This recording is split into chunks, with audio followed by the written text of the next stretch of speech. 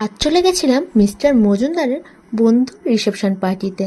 তো প্রথমে গিয়েই তো নতুন বউর সঙ্গে দেখা করে গিফট দিয়ে সবার সঙ্গে দেখা করলাম। মিস্টার মজুমদারের অনেক পুরনো বন্ধুর সঙ্গে দেখা হলো। গল্প টল্প করে আমরা চলে গেলাম তোমার চিকেন পকোড়া স্টলে। তো এত ভিড় ছিল, আমি তো আর যাইনি, আমি এক সাইডে দাঁড়িয়েছিলাম। মিস্টার মজুমদার গিয়ে আমার জন্য চিকেন পকোড়া নিয়ে এসেছিলো। আমার তেমন ফুচকা খেতে ইচ্ছা করছিল না, তো মিস্টার মজুমদার ফুচকা খাচ্ছিল, সেখান থেকেই আমি একটা ফুচকা খেয়েছিলাম। অনেক রাত হয়ে যাওয়ার কারণে আমরা তারপরে খাওয়া দাওয়া করতে বসে পড়েছিলাম। প্রথমেই পাতে পড়ে গেল তোমার চানা পনির, বাটার নান। খাওয়া দাওয়া করতে না করতে চলে আসলো সাদা ভাত, মাছের মাথা দিয়ে মুগ ডাল আর চিপস। তারপরে চলে আসলো তোমার দই কাতলা আর মিক্স রাইস আর চিকেন কষা। আমরা দুজনে খাওয়া দাওয়া করছিলাম, আর মিস্টার মজুমদার তার পুরনো বন্ধুদের কথা, তার স্কুল ফ্রেন্ডের কথা সব আমাকে বলছিল।